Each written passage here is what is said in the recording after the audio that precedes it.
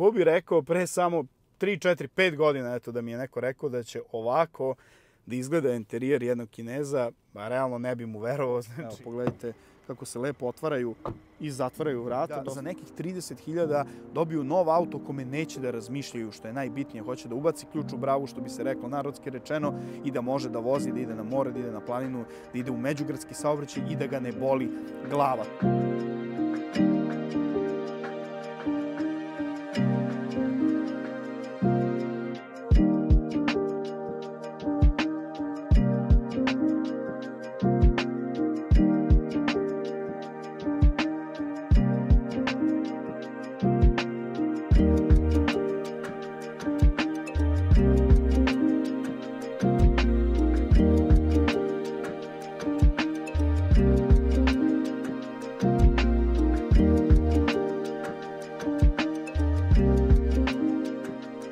Ćao svima, dobrodošli u Testostiron, ja sam Ivan i iza mene se nalazi još jedan Kinez, to je kineski SUV u srednjem segmentu automobila, što označava da je njegova dužina negde oko 4,5 metra, identično kao i Chery Tiggo 7 Pro koji je na ovoj istoj lokaciji koju sam testirao pre samo par nedelja i mogu da vam kažem da sam onako prijatno iznenađen kolika je zainteresovanost za ove kineske brendove. U stvari ne čudi me posle testa Cherya, shvatio sam da srpski kupac u stvari da mu je dosta u stvari više polovnih automobila, velikih kilometraža, popravki, kupovine mačke u džaku, da, sve te automobile možete da proverite na Car Verticalu i da vidite šta kupujete. Imate 30% popusta klikom na link u opisu ovog videa ili ako koristite promo kod Testostiron, ali u svakom slučaju srpski kupac želi, posebno mlađi kupci koji su zaposleni, žele da odvoje par hiljada eura kao učešće, ostalo da kupe na kredit i da za nekih 30.000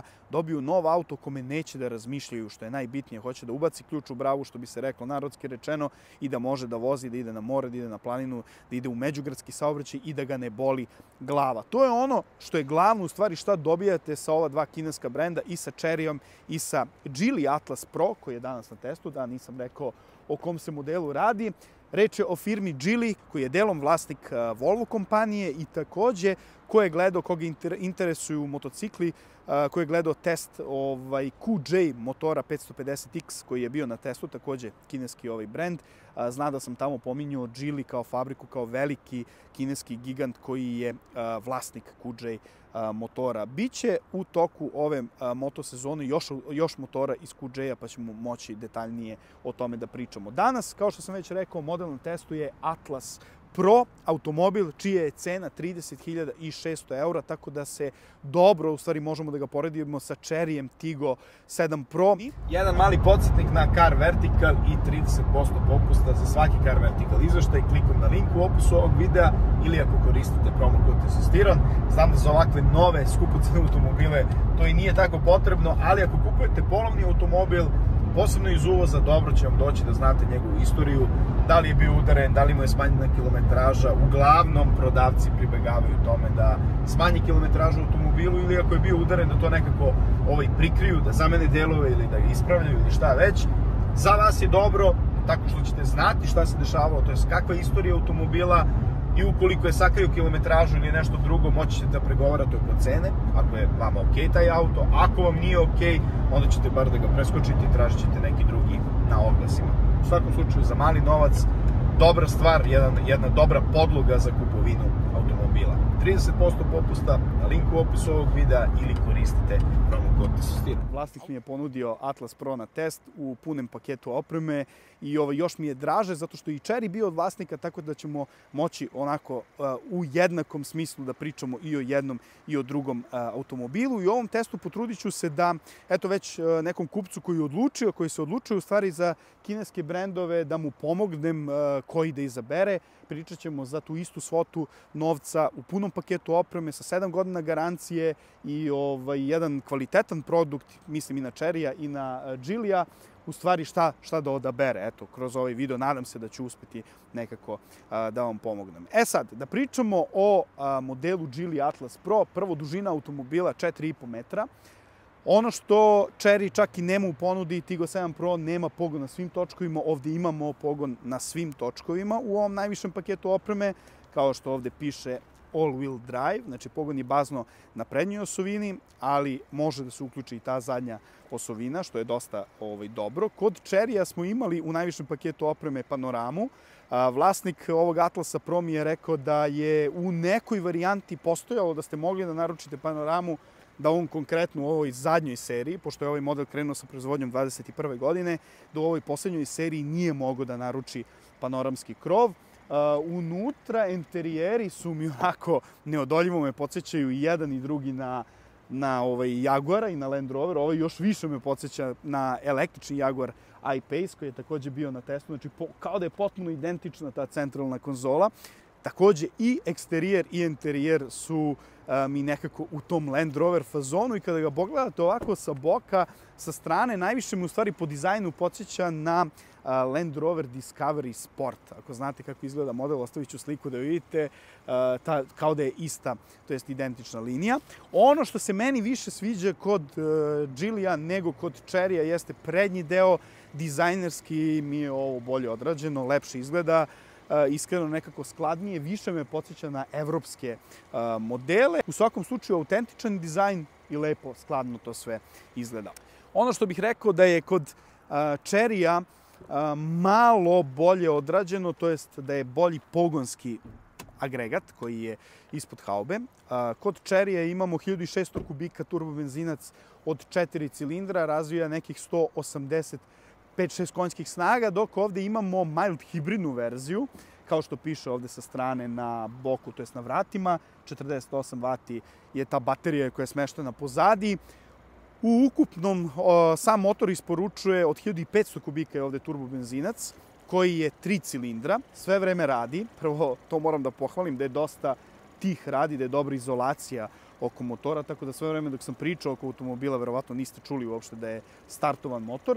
U svakom slučaju ovde imamo jedinicu agregata od 1500 kubika turbo, benzin je u pitanju, sam motor razvija nekih 177 konja, u sklopu sa tim mild hibridnom varijantom negde dolaze do 190 konjskih snaga, ne znam kako je to sve napravljeno, ali u svakom slučaju ima oko 190 konja. Ono što sam ja uspeo da vidim u vožnji do ove lokacije da je malo, čini mi se, kod Cherrya živahniji motor, tamo imamo 4 cilindra, da je nekako lepše upeglan rad i lepši odziv ima na papučici gasa. Ovde date pun gas, na primjer, na papučici gasa i on tek posle nekog vremena, kao da se tek tad seti da treba da se pokrene. U svakom slučaju, pričat ćemo o svemu tome u toku vožnje automobila. Što se tiče samih farova, napred imamo LED tehnologiju farova, to je ono što mi se sviđa, znači full LED je u pitanju, imamo LED dnevno osvetljenje, LED kratka i duga svetla i LED migavci koji se uključuju naravno kada date sva 4 žmigavca ili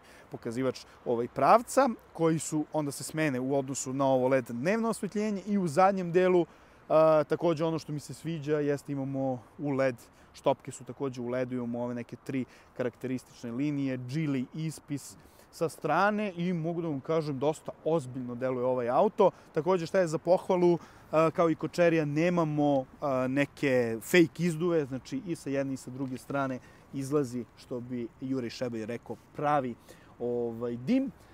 Što se tiče prtljažnika, hajde prebacit ću se ovako da možete lepo da vidite, otvara se na dugme. Žalosno je što je prtljažnik takođe manji nego kod Cherrya. Ovde imamo nekih 370 litara, znači skoro kao u Golf klasi.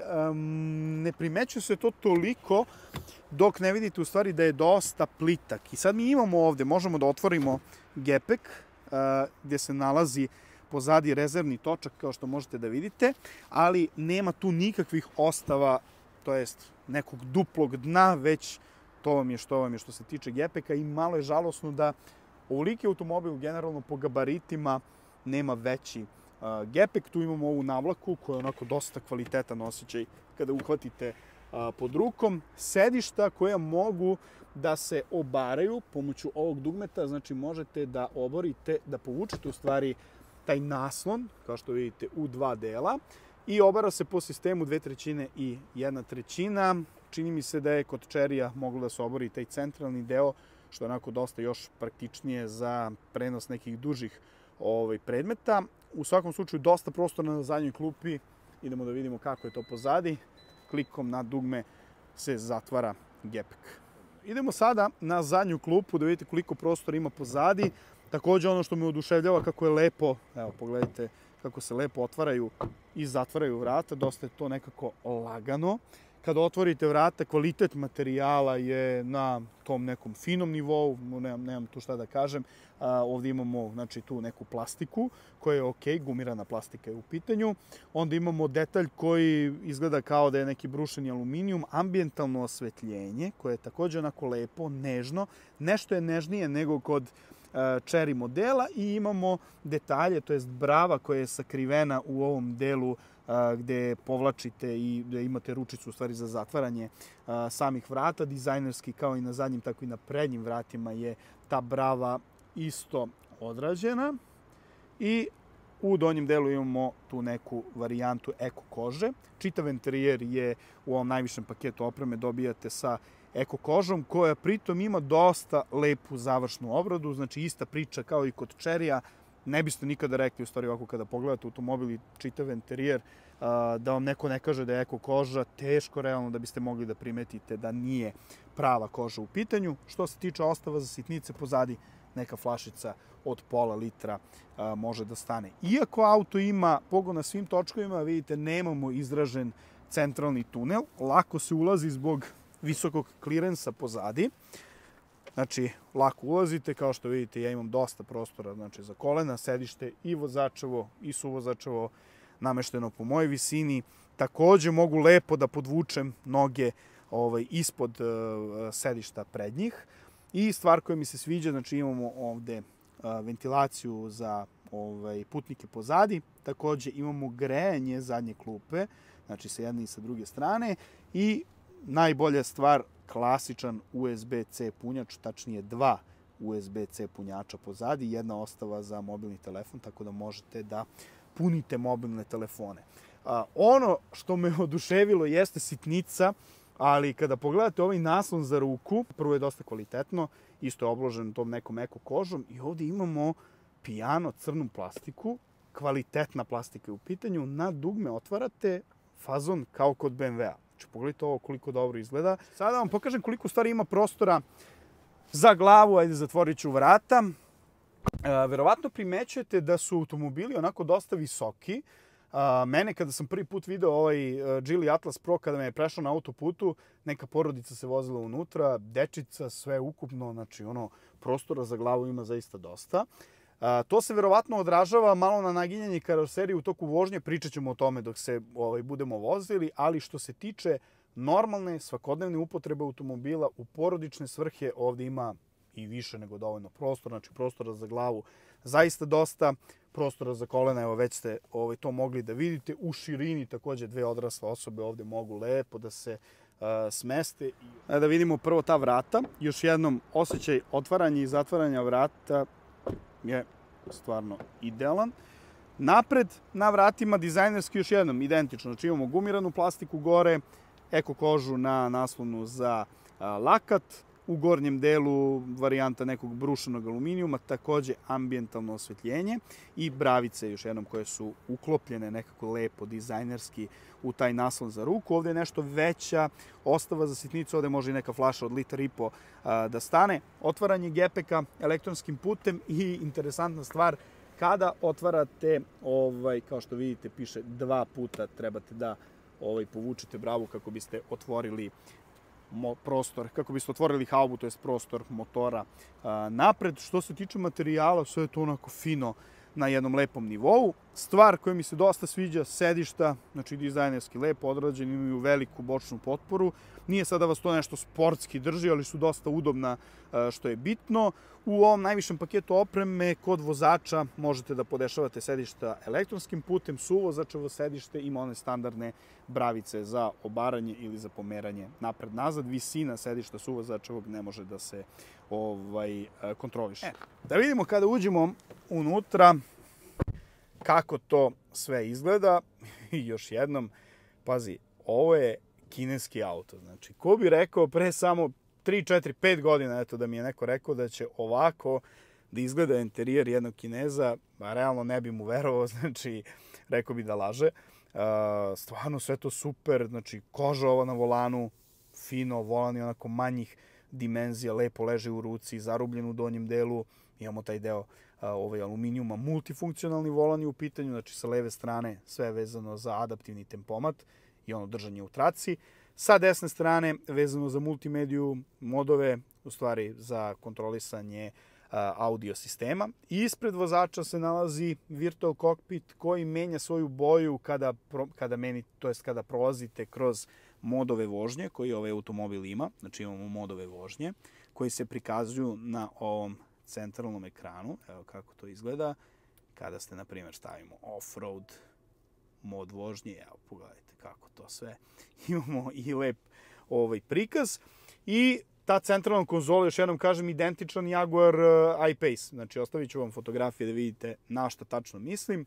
Centralni ekran osetljiv je na dodir, tako da sada imamo neki prikaz radija. Možete ovako da prevučete, spustimo na dole i ovdje imamo sve od sistema koji su aktivni, koje možete u stvari da uključite i da isključite pre vožnje. Znači imamo taj start-stop sistem koji može da se aktivira i deaktivira, lane keeping assist, u stvari da vas drži u traci, speed limit da vas obaveštava, to je da čita znakove i da vas obaveštava da li ste prešli, onda zaključavanje, otključavanje automobila, sve je tu preko tog opadajućeg menija. Sviđa mi se što je ovaj znak da uključite ili isključite ekran nekako u vidu prednje rešetke hladnjaka, znači tako je napravljen, kao da je Geely logo u pitanju i onda jednim klikom deaktivirate ekran i onda se pojavi jedan satić u centralnom delu koji je onako dosta opet dizajnerski lepo izgleda. Još jednom, ništa ne odaje utisak da je ovo kineski automobil, ni što se tiče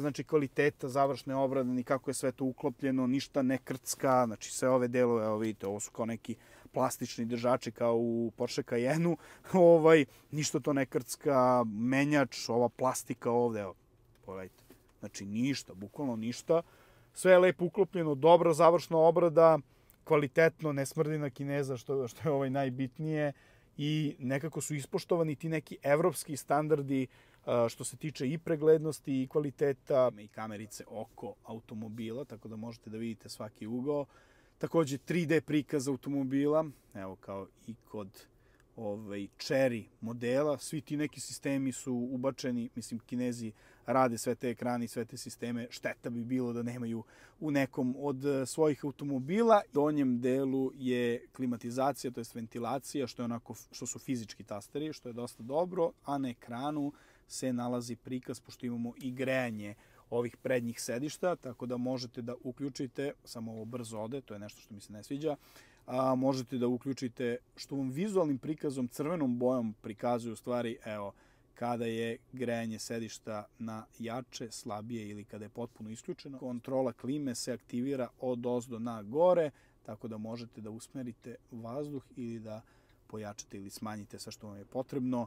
Ovo je prikaz baš kao kod Volvo automobila i stvar koja je takođe dobra, sa 3 prsta možete da smanjujete ili da povećavate temperaturu kod suvozača, kao što ste sad već videli, ili ovde kod vozača, znači gde god da ste na ekranu, što je dobro. I idemo u vožnju da vidite kako se vozi, kako se ponaša ovaj Atlas Geely Pro.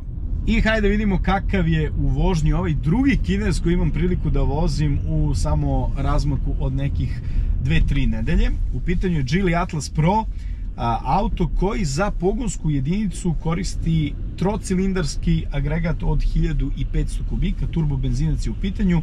Ovo je mild hibridna verzija i kao takav razvija negde oko 190 konja. Znači dosta slično kao Chery Tiggo 7 Pro, s tim što je Chery Tiggo 7 Pro ima agregat od 4 cilindra i 1600 kubika, to je standardni motor na unutrašnje sagorevanje, takođe benzinski agregat. Što se tiče potrošnje, jedan i drugi, kako su mi vlasnici rekli, troše tu negde oko 8,5 litra, ovo je već prešao 2000 km, tako da mu se ta potrošnja već spustila. Ono što sam pominjao kod Cherrya Tiggo da će se kod njega spustiti, ono je bio bukvalno nov automobil, prešao je negde oko 500 km kada sam ga ja vozio i kada sam ga testirao. Znati sami, novi automobili, nemojte to da vas plaši, u prvih par hiljada kilometara uvek imaju potrošnju za 2, pa čak do 3 litra više nego što će to biti kroz period eksploatacije samog auta, dok sve to nekako ne dođe na svoje mesto. Što se tiče ovog Giulia Atlas Pro glavna stvar koja je pozitivna u odnosu na Cherry, barem po mom nekom mišljenju, jeste što možete da dobijete pogon na svim točkovima, jer jedan ovakav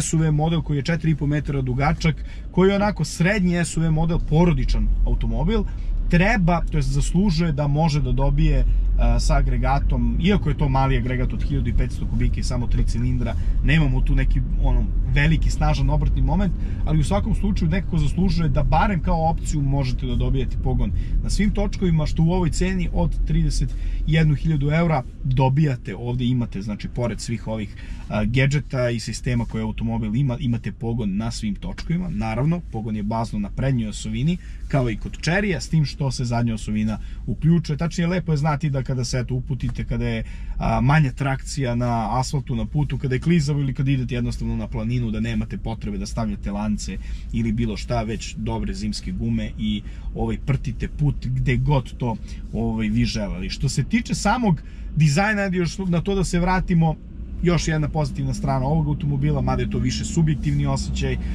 kako kome, nekom se više sviđa ona velika rešetka hladnjaka, gde Cherry liči više kao da je neki Lexus, kao da je Infiniti, dok ovdje imate nešto skladniji taj prednji deo i tu se vidi, čini mi se, uticaj Volva kao firme, da malo onako liči na Volvo taj prednji deo automobila. I još jedno kažem, ja kad sam ga prvi put video uživo, baš sam se zamislio šta je, što sam upućen u svu materiju, tako da nikada ne bih rekao da je Kinez, zato to je ono što je pozitivno za jedan ovakav tip automobila. Takođe, kada sedite unutra, dosta dobra izolacija, možda je na malo većem nivou kod Cherry-a, što se tiče te izolacije kabine. Što se tiče izolacije motori kod jednog i kod drugog automobila je zaista dobra.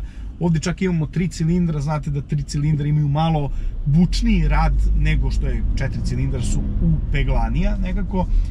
Ovdje to ne osjećate, znači nećete čuti nikakvu buku motora, tek kada ga naterate u neke visoke obrtaje, tada se čuje onako da reži ili da bučnije radi, kao što već čujete. Kada sam već kod tih visokih obrtaja, ono što mislim da je prednost kod Cherry-a je taj odziv papučice gasa. Ovdje imamo taj mild hibrid i čini mi se kao da mu je potrebno neko vreme, ili je to možda i do menjača, dešava se, tamo je standardni automatski menjač, ovdje imamo 7-stepeni automatik sa dvostrukim kvačilom i kada mu ja dam pun gas, evo, potrebno je nekih 2 sekunde skoro da se on razmisli šta će da uradi i tek onda spusti stepen prenosa niže, ili tek onda u stvari dobijate odziv na papučici gasa, što je kod Cherry-a Tiggo 7 Pro mnogo lepše napravljeno i tamo se osjeća ta elastičnost i živahnost motora. Kome je to bitnije, mada to je bitno dosta u nekom međugarskom saobraćaju za preticanje, posebno kada želite neku žustru komandu napraviti, da preteknete i da izvučete se jednostavno iz neke nezgodne situacije. Tu je Cherry Tiggo 7 Pro, čini mi se, malo agilniji, iako na papiru imaju sličnu konjažu, barem što se toga tiče. Što se tiče pozicije sedenja, ovdje imamo zaista dobro sedište, imate tu dobru bočnu potporu i lepo se sedi, auto je izuzetno pregledan, to moram da napomenem. Takođe imate podešavanje volana i po visini i po dubini, sedište vozačevo možete i da podignete i da spustite. Generalno u tom nekom najnižem položaju sedenja, kada skroz želite da spustite ovo vozačevo sedište, još uvek ste poprilično visoko.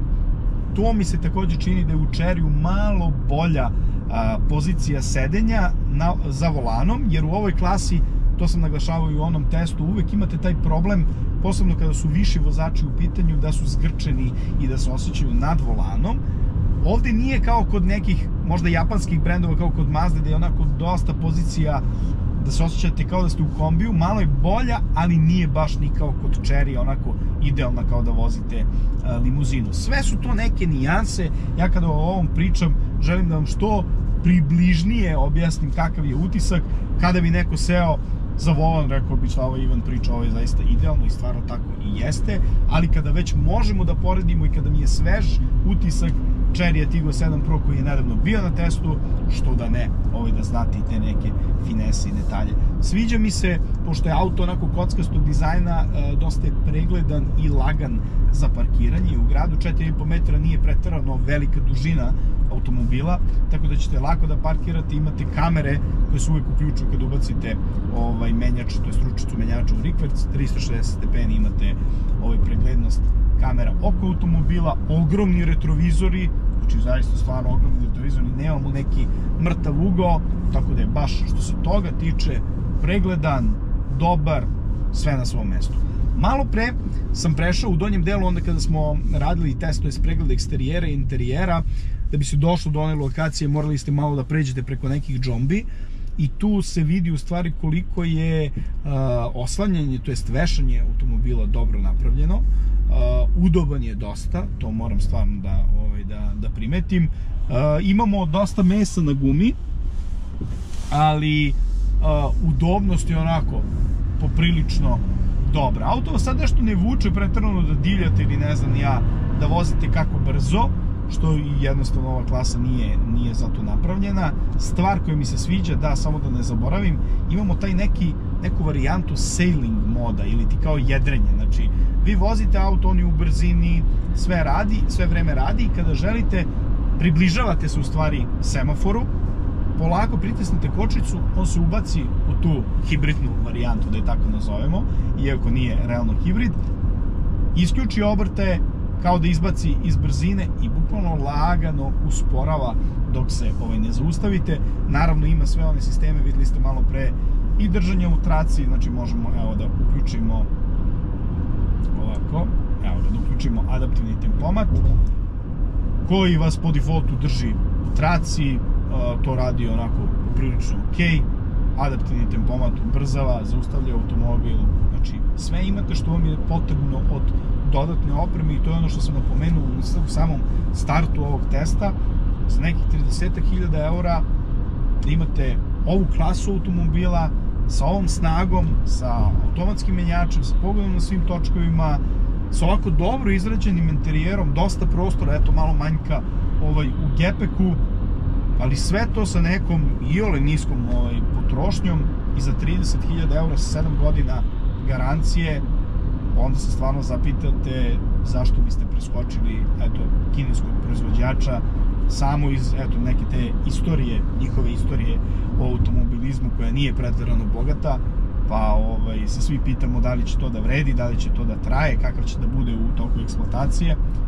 Realno oko toga ne znamo puno, ostaje nam da vidimo, godine će u stvari pokazati kako se jedan ovakav automobil kroz period eksploatacije pokazao, ali čini mi se da tu ne može da bude ništa loše, zato što su agregati poprilično jednostavni, da ne kažem prosti, i tu realno nema greške. Ovaj agregat kažu da se ugrađuje da je identičan kao i T3 model koji je u Volvo, tako da bi trebalo da je, što se toga tiče, ispitan u svakom smislu i da ne bi trebalo da bude nikakvih problema. Još jednom kažem, 7 godina garancije, kao što reče onaj prolaznik dok sam snimao, još jednom da se navratim na to, ako ovaj auto istraje 7 godina, ako sve bude kako treba, onda je on odradio svoje i više nego da je zadovoljio tu neku cenu od 30.000 eura.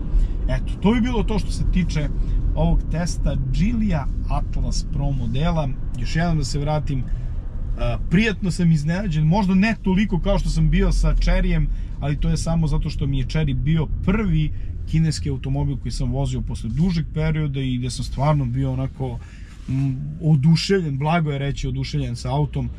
Ovde je isto. Sve je nekako donekle, da kažemo, stvar ukusa.